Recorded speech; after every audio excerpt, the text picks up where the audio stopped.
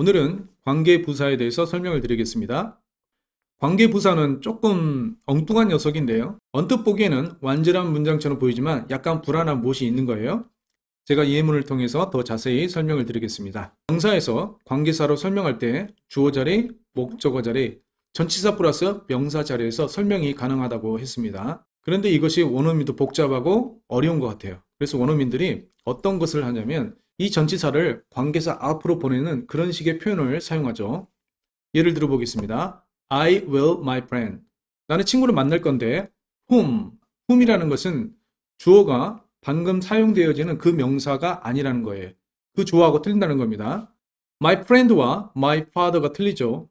이럴 경우에는 whom을 사용하는데 my friend를 주어 자리가 아닌 다른 자리에서 활용을 하겠다라는 정보를 주는 것이죠. 쭉 갔더니 전치사 플러스 명사 자리에서 이 my friend를 다시 한번 설명을 한 거예요. with를 앞으로 보내보겠습니다.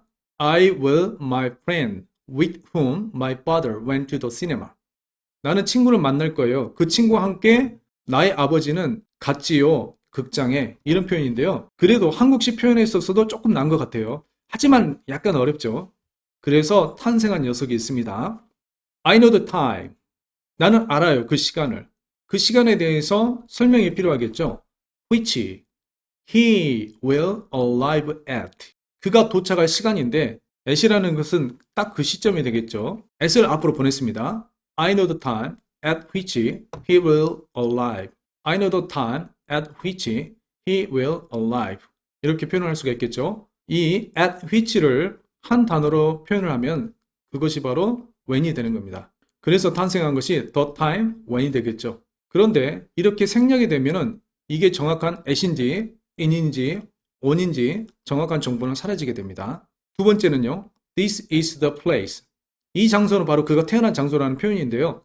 in을 앞으로 보내보겠습니다. 그러면 this is the place in which he was born.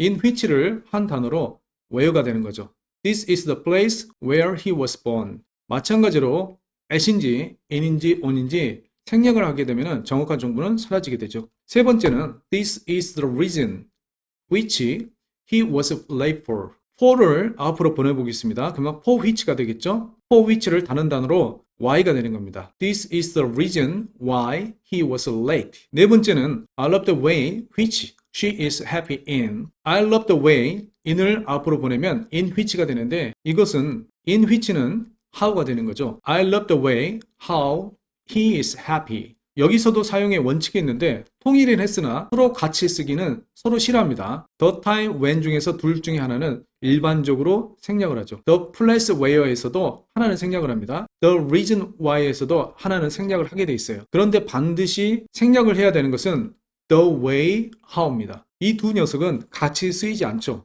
이 표현은 원어민도 쓰지 않는 표현이니까 이것은 좀 기억을 해 놓으셨으면 좋겠습니다. what은 the thing which가 되는데 what은 불완전한 문장으로서 표현을 합니다. 그래서 이 녀석은 좀 튀는 녀석이에요. 예문을 통해서 알아보겠습니다. 먼저 원어민적 표현이 있는데요. 원어민은 먼저 감정과 마음을 이야기하죠. 주어로부터 출발하면 감정이 있다고 그랬죠. 그런데 표현 자체도 어떤 감정적인 것을 먼저 표현을 합니다. 심플하니까. 그 다음에 이제 그 이유에 대해서 정확하게 사실을 이야기하는데 예를 들어 보면 I am happy. 나는 행복해요.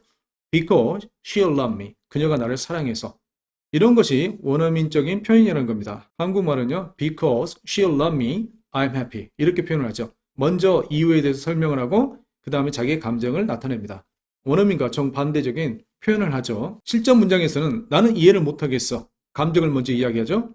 그리고 그 이유를 이야기해 줍니다. 나는 이해를 못하겠어. 이유를 왜 어려운지 이야기하는 것을 이렇게 사실을 말하죠. I don't understand.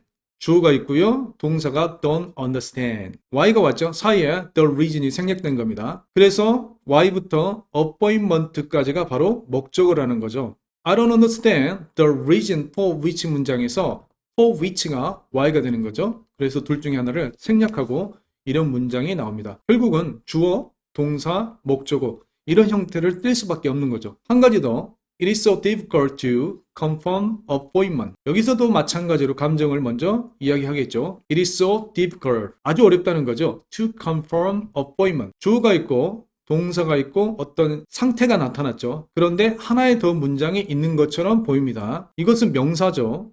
나중에 이것도 설명을 드릴 텐데요. 원래의 위치는 앞에 있는 거예요. 그래서 문장이 좀 어려워 보이는데 to confirm appointment가 주어고요. 동사는 is. 그 다음에 상태가 오겠죠. 앞부분이 이렇게 글이 있으면 부담스러워요. 그래서 뒤로 보내죠. It is so difficult to confirm appointment가 되는 겁니다.